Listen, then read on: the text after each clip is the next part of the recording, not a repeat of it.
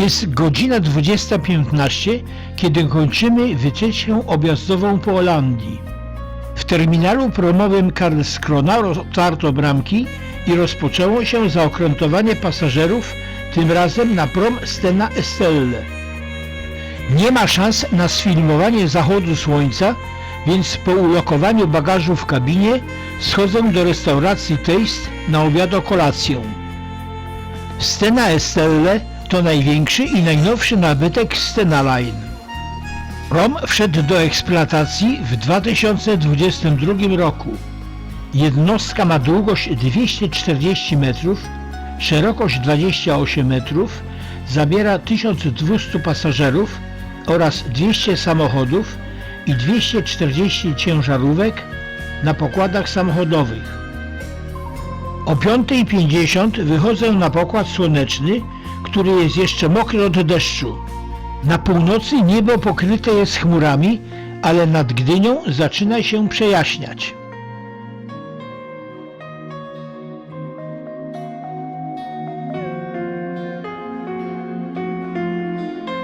Na pokład słoneczny oprócz zaledwie kilku osób wyszli do psiej toalety właściciele czworonogów. Jest chłodno, wieje silny wiatr. Na horyzoncie widoczna jest Kępa Oksywska, ruiny po niemieckiej torpedowni na Babich Dołach oraz Zatoka Pucka. Prom Stena Estelle ma 10 pokładów, w tym 3 z kabinami. Jego załoga liczy 75 osób. Jednostka pływa pod banderą cypryjską. Słońce wyszło za chmur i oświetliło Gdynię. Wśród zabudowy miasta wyróżniają się budynki Sea Towers, zbudowane w latach 2006-2009. Wyższa wieża ma 141,6 metra, niższa 90. W chwili oddania do użytku był to najwyższy budynek w Polsce, obecnie zajmuje 12 miejsce. Sea Towers zaprojektowała wiedeńska pracownia architektoniczna Andrzeja Kapuścika. Apartamenty w tym wysokościowcu należą do najdroższych w Trójmieście.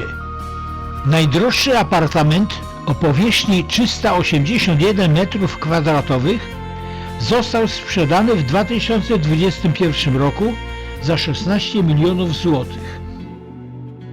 Mijamy główki głównego wejścia do gdyńskiego portu, otoczonego na całej długości falochronem. Gdyński port, który powstał 29 kwietnia 1923 roku, jest trzecim co do wielkości po Szczecinie i Gdańsku polskim portem. Ma 11 basenów portowych i 17 700 metrów nabrzeży. Za portem wojennym w Gdyni-Oksywiu widać drugą torpedownię zwaną Formosa, która obecnie jest siedzibą jednostki specjalnej płetwonurków. Port wojenny to baseny numer 10 i 11.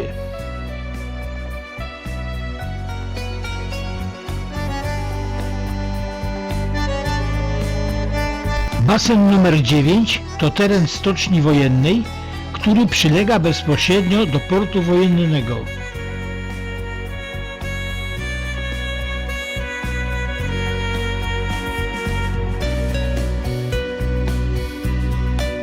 Wartość przeładunków w 2023 roku wyniosła 29 400 000 ton, a do portu co roku wpływa ponad 4000 statków. Po lewej stronie mijamy nabrzeże francuskie i zabytkowy dworzec morski, obecnie Muzeum Emigracji. Przybijają tu największe wycieczkowce, co kilka dni odwiedzające Gdynię. Dworzec morski wzniesiono w 1933 roku w stylu modernistycznym. Stąd wyruszało w świat wielu Polaków. Pomysłodawcą muzeum jest wieloletni prezydent miasta Gdyni Wojciech Szczurek. Muzeum otwarto w 2015 roku. Niebieski budynek z wieżą to kapitanat portu.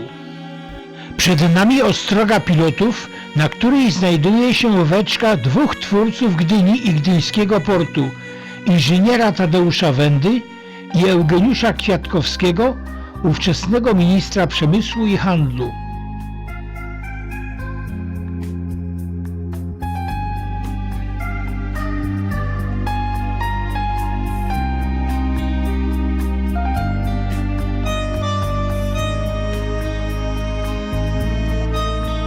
Teraz możemy obejrzeć terminal promowy od strony portu oraz miejsce cumowania promów.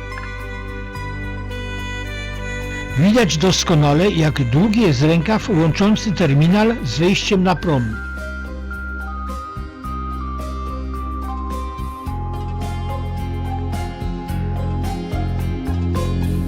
Tu kończy się nasza nocna podróż promem i jednodniowa wycieczka na szwedzką wyspę Ålandię.